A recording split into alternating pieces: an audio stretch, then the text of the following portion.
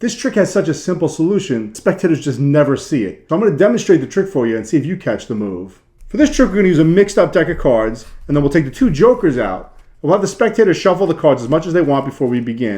And then we're going to demonstrate for them exactly what we want them to do. So I'll spread the cards out, I'd hand the spectator the 2 jokers, and I ask them to just sandwich any card between the jokers. So I'll demonstrate it. Something like this. They'd put the joker like this, so there's 1 card in between the 2 jokers.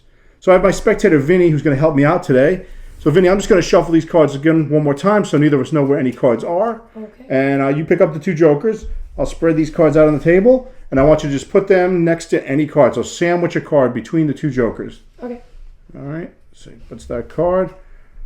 All right. Now, do you have any idea what that card is? No. Okay. And neither do I, of course. Nobody in the world knows what card that is. But we're going to try to use your imagination to figure out what the card could possibly be. Okay. All right. So what I want you to do is imagine you're holding a deck of cards right now.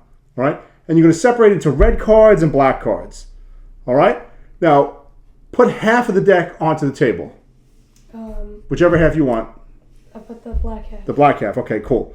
So now in your hand, you've got the red cards. Now I want you to separate them to hearts and to diamonds. All right? Now we'll get rid of these cards. Just give me half, whichever it is, the hearts or diamonds. Which one are you going to give me? The diamonds. The diamonds? Okay. All right. And that leaves you with the hearts. Now you're going to keep the hearts separated by low cards and high cards. So I want you to put 1/2 of them onto the table now. Either the high cards or the low cards. Which one do you want to put down? The low cards. The low cards. All right, cool. All right. So that leaves you with the high cards. Now, face them out, fan them toward me. I'm gonna get rid of a few of them. I'm just gonna leave you with a couple of cards. So high cards are 8 and up, right? And 7 and below are low cards. So I'm gonna leave you with the 8 of hearts, right? You have the hearts, the 8 of hearts, and the jack of hearts. All right. Hand me one of those 2 cards. The jack of hearts. He hands me the jack of hearts, leaving you with one and only one card. What card are you holding in your hand now? The 8 of hearts. The 8 of hearts. All right. So we randomly selected a card, just using your intuition, and you sandwiched one card here between these 2 jokers. Now, it could have been any one of the cards in this entire deck, any random card, but you picked the 8 of hearts. What I love about this trick is the simplicity of it, because before the trick really even starts, you already know what the outcome is going to be. And let me show you how that works. So this really is a regular deck of cards. They are completely mixed up. And I really don't know where the spectator places the joker. It doesn't matter what card is there. Here's where the secret happens. When I close the cards up, I turn the cards this way. And as I push these 2 jokers down into the deck, and my hand is covering the bottom of the deck here, what's happening is, as you push this down, their card just pops out the bottom.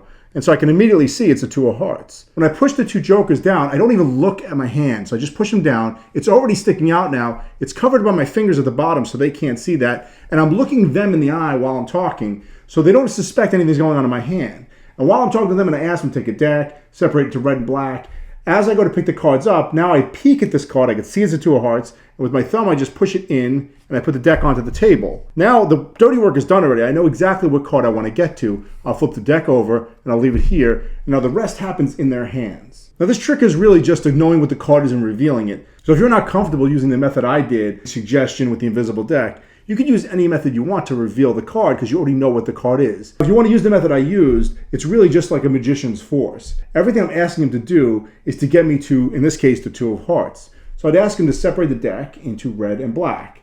Now pay attention to the words I use. I'm not going to say, which half do you want to use? Instead, I'm going to say, take half the deck and put it down on the table. Now if he puts the red cards on the table, I say, great. I'm going to take these red cards and I'm going to spread them out. Get rid of the black cards. If he had done the opposite and he said, I'm going to put the black cards on the table, which is exactly what happened when I was doing the demonstration with Vinny. He kept the card I want him to. That's even better because he's holding the half I want. So I just say, okay, we'll get rid of these. Now, separate those cards into hearts and diamonds. So whether it's in his hand or it's on the table, doesn't matter. Either way, we're going to get to hearts and diamonds. If it's on the table, I would act as if I was doing it. All right, I'm going to separate these into hearts and diamonds on the table. Now point to one of those 2 piles. If he points to the hearts, I'd say, okay, good. We'll get rid of these. Now we have the hearts.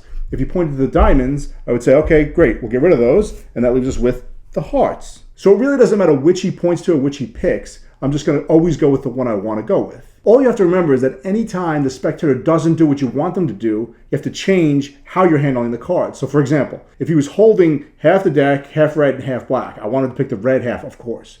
So I'd say, I put half the deck down on the table. So if he puts the black half down, that's great, he's holding the red cards. Now I'd say separate them into hearts and diamonds. Now, I wanted to pick the hearts, so if I say, hand me half the deck, I wouldn't say, put it on the table again, because he knows that a second ago, the cards that we put on the table, I got rid of, and he used the other cards. So the second thing I'm going to do is say, okay, now hand me half the cards, either the hearts or the diamonds. That way, in case he does hand me the hearts, it's not crazy that this time I'm going to use the cards he gave me. If I'd had him put them back on the table, it would look shady, like, why did you get rid of them the first time, but the second time you used them? So he decides he wants to hand me the hearts. I say, great, all right, you get rid of those cards. Now I have the hearts. Now I'm going to separate these into high and low, and I'll put half on the table. Which half should I put down? So now you can go back to the table thing because you've already put something else in between. Now once you've separated to the right suit and you've gotten to either high or low, so in this case we want low because we want the 2 of hearts, now I literally just take cards out and I just say, okay, I'm looking at these cards. They're invisible, so it doesn't really matter, right? I say, I'm going to pick 2 random cards here, right?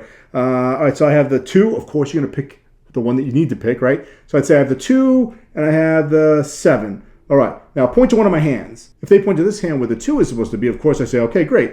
We'll put the 2 on the table. If they point to the other one, I'd say, okay, great. I'm going to get rid of that card, leaving us with the 2. Regardless of what they do, I'm going to end up at that 2 of hearts. Then I place it on the table. Then I remind them how random it was that they got to the 2 of hearts. And I spread these cards out, and I'll separate these 2. And now I won't just flip it over quickly. I like to go slowly with the reveal by showing them, look, you could have picked any one of these cards, any one of these cards. It's a completely mixed up deck, but you ended at this card. It just happens to be the 2 of hearts.